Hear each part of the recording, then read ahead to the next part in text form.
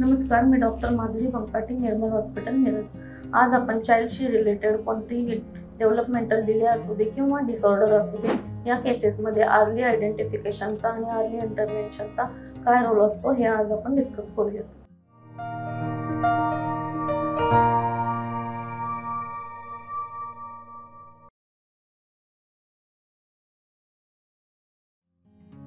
साधारण 3 वर्षापर्यंतच्या मुलांमध्ये कोणतीही डेव्हलपमेंटल डिले असू दे किंवा डिसऑर्डर असू दे, त्याची लक्षणे दिसल्यानंतरची अर्ली स्टेज किंवा स्टार्टिंग पिरियड यालाच आपण अर्ली आयडेंटिफिकेशन म्हणू शकतो.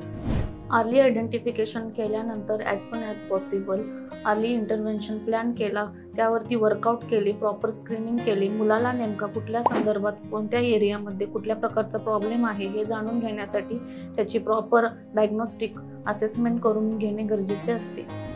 डेव्हलपमेंटल पीडियाट्रिशियन, चाइल्ड सायकोलॉजिस्ट यांना कन्सल्ट करून आपण अर्ली इंटरव्हेन्शन प्रोसेस स्टार्ट केली.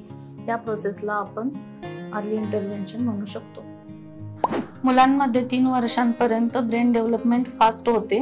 याच एजमध्ये सोशल स्किल, इमोशनल स्किल आणि लँग्वेज स्किल डेव्हलप होते. आणि सगळ्यात इम्पॉर्टंट म्हणजे मुले ही डिपेंडंट लाईफपासून इंडिपेंडंट ट्रान्झिशनसाठी तयार होतात. ह्याच एजमध्ये मुलांमध्ये ट्रस्ट, सिक्युरिटी, कॉन्फिडन्स फॉर्म होतो. त्याचा परिणाम पूर्ण लाईफवरती होतो. रिसर्चमध्ये सांगितले गेले आहे की ब्रेनमध्ये ह्याच एजमध्ये सिनॅप्सिस फॉर्म होतात.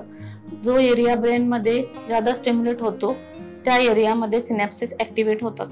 रिपीटेड स्टिम्युलेशनमुळे सिनॅप्सिस स्ट्रॉंग फॉर्म होतात आणि जे सिनॅप्सिस वीक असतात ते सिनॅप्सिस इलिमिनेट होतात. ज्यावेळी सिनॅप्सिस इलिमिनेट होत असतात त्यावेळी ज्याचा एक्सपोजर लहान मुलांमध्ये जास्त मिळतो ते सिनॅप्सिस राहतात, बाकीचे सिनॅप्सिस इलिमिनेट होतात आणि ह्याच प्रोसिजरला ब्रेन न्यूरोप्लास्टिसिटी असे म्हणतात. अर्ली इंटरव्हेन्शन मध्ये काय करतो तर मुलाचा कोणता एरिया अफेक्टेड आहे, डेव्हलपमेंटल डिले आहे का, सर्व माइलस्टोन एज अप्रोप्रिएट आहेत का हे पाहून ट्रीटमेंट दिली जाते.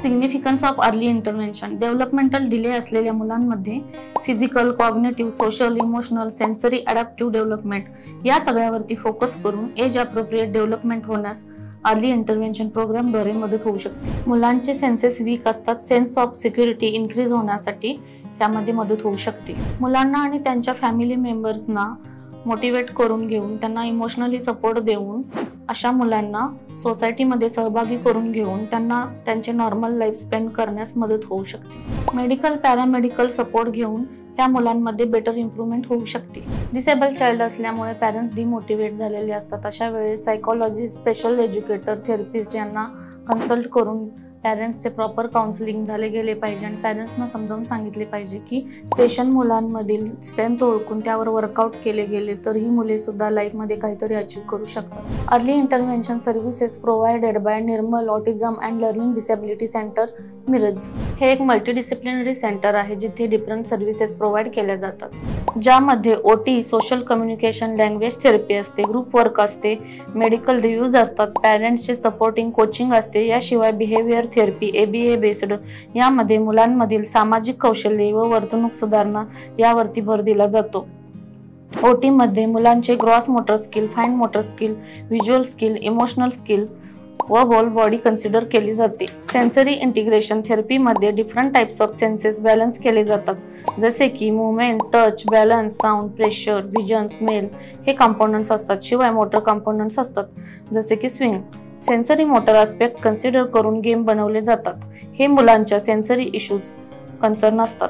स्पीच थेरपी भाषेच्या विकासासाठी उपयुक्त असते. म्युझिक थेरपी संगीतामुळे मुलांचा मूड सुधारतो आणि त्यांचे आत्मनियंत्रण वाढू शकते. ब्रेन एक्सरसाइजेस तार्किक कोडी समस्या सोडवण्याची क्षमता वाढवतात आणि मानसिक सर्जनशीलतेला प्रोत्साहन देतात.